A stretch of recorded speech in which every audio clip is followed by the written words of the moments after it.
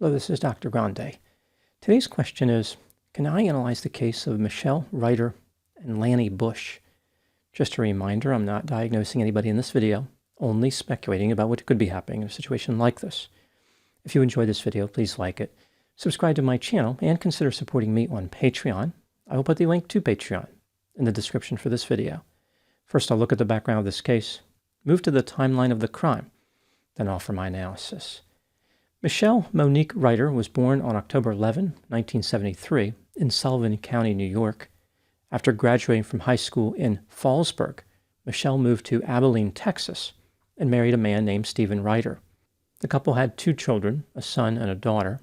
Eventually, Michele left Stephen for a man named Lanny Marvin Bush, and the couple divorced. Michelle's 2 children continued to live with Stephen in Abilene, as Michele moved about an hour and 20 minutes south to Brownwood, Texas, to live with her new lover. To earn a living, she worked at a Home Depot store. Michelle's relationship with Lanny Bush continued for 5 years until disintegrating. This was in no small part due to Lanny's stalking behavior. Before moving to the timeline of the crime, let's hear a word from today's sponsor, Delete Me. Over the past few years, I have covered a lot of stalking cases which involve a perpetrator easily finding personal information online. When people try to get this information removed, they find it's extremely time-consuming. Fortunately, there is a solution. Delete Me is a subscription service that can eliminate this type of personal information that is for sale online. They have the straightforward mission of removing customers' information from search results and upholding your right to manage and remove your personal information. The privacy experts at Delete Me work continually to remove information from over 750 data brokers. This gets rid of your personal data like address, occupation, marital status, age, names of relatives, and so on. How does it work? Submit your information to Delete Me, and their experts remove it. After that, they check every 3 months to make sure any new data get removed as well. If you want to get your personal information removed from search results on the web, go to joindeleteme.com/Dr. Grande. Delete Me is offering 20% off their privacy plans to all my viewers with my code Dr. Grande. Again, that's joindeleteme.com/Dr. Grande, promo code Dr. Grande. Now moving to the timeline of the crime. On August 24, 2012, Michele left Lanny and moved into the residence of a coworker named Denise. Despite finding a new lover named Cynthia, Lanny Bush frequently called and texted Michele, but she refused to communicate with him at all. Michele was ready to move on from the Bush League. 4 days later, on August 28, Lanny falsely accused Michele of domestic violence. The police failed to properly investigate and arrested Michele. She spent the night in jail. The next day, Lanny accessed Michelle's email and Facebook accounts. Michele had to buy a new phone and establish new accounts. On September 3, 2012, Lanny falsely claimed to Michelle's employer that she threw a pipe at him when she was working. After this maneuver, Lanny changed tactics. He created a Facebook page under the name Rocky Switzer. Pretending to be Rocky, Lanny sent a message to Michele claiming that Rocky had gone to school with her. He had been in a class with her sister. Michele was unable to verify Rocky's statements, yet she decided to communicate with him and even had romantic conversations with him. Michele and Lanny, as Rocky, communicated frequently about all types of intimate topics. She spoke about her failed relationship with Lanny and mentioned how she was dating a married man named William Kemper Croft. She specifically mentioned that she had sex with William. On September 10, 2012, Lanny visited William's wife, Susan, and told her about the affair. Susan called Michele as Lanny was standing there and told her to stay away from William. This same day, Lanny, pretending to be Rocky, told Michele that he would be in the area and wanted to know if she would go on a date with him. The couple planned to meet at 8 p.m. at a steakhouse in Santa Ana, Texas. Little did Michele know that the steakhouse was actually closed that night. At 6:15 p.m., before leaving on the date, Michele told Denise she was looking forward to meeting Rocky. This is the last time Denise would ever see Michele. When Michele failed to return home the next morning, Denise reported her missing to the police. Here is what the police found during the course of their investigation. After initially denying it, Lanny admitted that he was Rocky Switzer. He claimed that his plan was to make Michele upset by having Rocky not show up on the date. I imagine most of Lanny's dates would be upset if he did show up, so he was trying something new. Lanny said he just wanted to make Michele feel badly.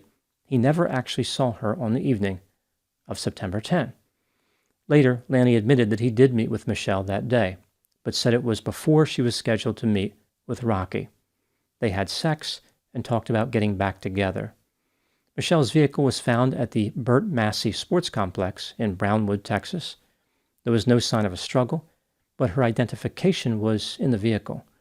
The police were confident that Michele had been kidnapped and murdered. They believed that Lanny was involved.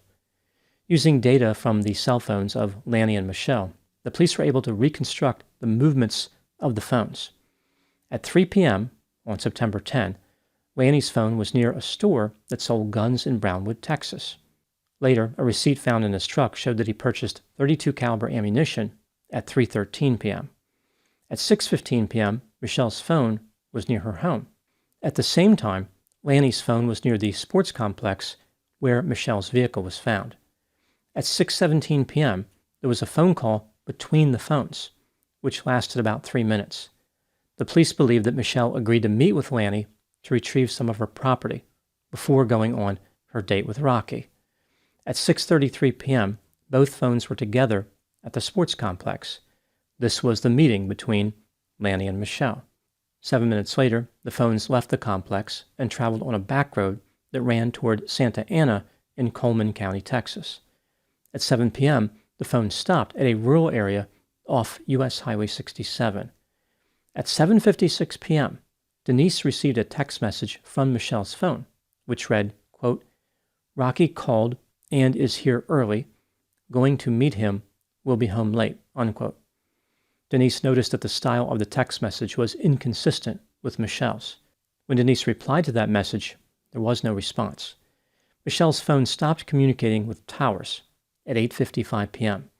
At this point, Lanny's phone moved toward San Angelo, where he lived at the time, and remained there overnight until 8:52 a.m., now on September 11.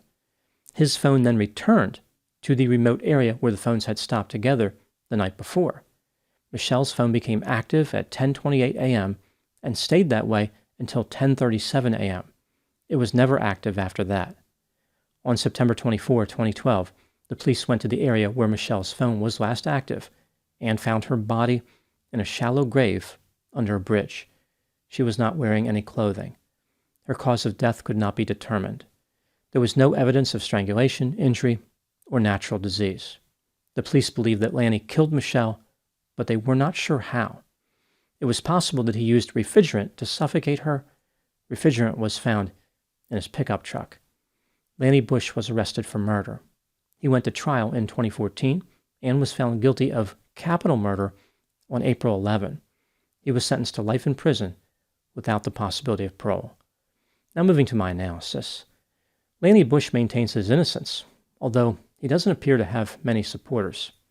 He claimed that the evidence connecting him to the murder was insufficient to prove his guilt. In a curious twist, Lanny did obtain a temporary partial success with his appeal. An appeals court ruled that the state did not produce enough evidence to prove the murder occurred during the course of a kidnapping, so his conviction was reduced from capital murder to murder. Later, this decision was reversed, so nothing actually changed as far as Lanny's sentence. Despite this failure, the initial successful appeal could indicate that Lanny has a point. The state, of course, disagrees. They believe the case against Lanny was overwhelming, albeit circumstantial. This brings me to the question, was Lanny Bush guilty of capital murder? Let's take a look at the evidence both for and against the idea that he was guilty, starting with the inculpatory factors.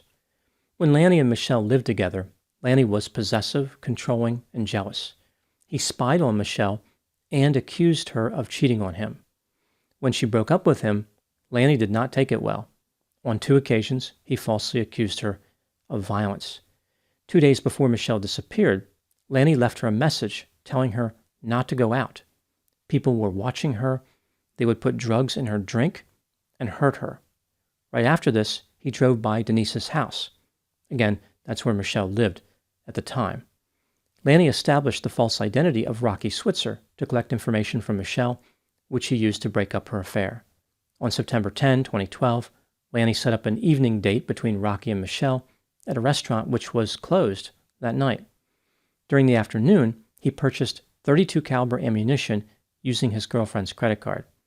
During the purchase, Lanny wore sunglasses, kept his hat pulled low, and his name tag was missing from his shirt. Not long before this purchase, Lanny had asked his nephew about a .32 caliber pistol that had belonged to a deceased relative. Data collected from the phones of Lanny and Michele indicated a suspicious movement pattern. The phones traveled together to the location where Michelle's body was found. Lanny's phone left and then returned to the area. Michelle's phone was briefly active upon his return. This makes it seem like Lanny murdered Michele but forgot about her phone, therefore returned to retrieve it. On September 10 at about 11 p.m., Lanny called his daughter and told her that Michelle's car had been found abandoned at the sports complex. He wondered if Michele blanked around with the wrong married man. At the time of this call, Michelle's car had not yet been discovered. Lanny admitted to meeting Michele on September 10. He claimed he was going to return property to her. However, he did not have that property with him. In Lanny's pickup truck, the police found refrigerant, a bathrobe belt, and a shovel. Prior to Michelle's murder, Lanny had searched the internet for topics including how to make homemade knockout drops, missing person protocol, Brownwood police blotter, where are the heart and lungs located in the human body, and William Croft, although he misspelled the last name. From his cell phone, Lanny deleted all the information stored before September 11. Moving to the exculpatory factors, there were no witnesses to the murder, no video, no DNA connected Lanny to the crime. Lanny's girlfriend said that when he came home on September 10 at 10:30 p.m., he did not seem upset, angry, or anxious. That's pretty much it for exculpatory factors. When considering all the evidence in this case, do I think that Lanny was guilty of capital murder? Yes, I believe he was guilty of capital murder beyond a reasonable doubt. It seems clear that Lanny kidnapped and murdered Michele. What do I think happened in this case? This is just a theory, my opinion. When Lanny and Michele were romantically involved, Lanny was obsessed with her. He was overbearing, manipulative, angry, controlling, jealous, self-centered, vindictive, petty, impulsive, irresponsible, sadistic, and distrusting. He demanded to know where Michele was at all times and did not believe her when she answered him. He repeatedly accused her of cheating, monitored her activity through others, and harassed her at work. When Michele broke up with him, he wanted to make her pay. This is why he falsely accused her of violence. Lanny was struggling to regulate his emotions. He searched the internet for information on how a person could get over a breakup. There is the sense that he did not know how to process the rejection. Unable to accurately perceive his own shortcomings, Lanny falsely believed that Michele's desire to be with another man is what kept them apart. He viewed this as a competition problem, not a Lanny problem. The Rocky character was created to find out who Michele was having sex with. Michele appeared to have poor boundaries. She was not only having an affair, she shared that information with Rocky, a person whose identity she never confirmed. Furthermore, she wanted to start a romantic relationship with Rocky. Lanny used the information he obtained, pretending to be Rocky, to disrupt Michele's affair. But that did not bring her back to him. Frustrated by a lack of romantic success, Lanny decided it was time for murder. He was so impatient to commit homicide, he did not even wait for the scheduled meeting with Rocky. He contacted Michele using his own phone and asked to meet with her. Even though Michele claimed to be terrified of Lanny and promised never to meet with him alone, she agreed. Lanny produced a pistol, kidnapped Michele, took her to a remote area, and somehow suffocated her.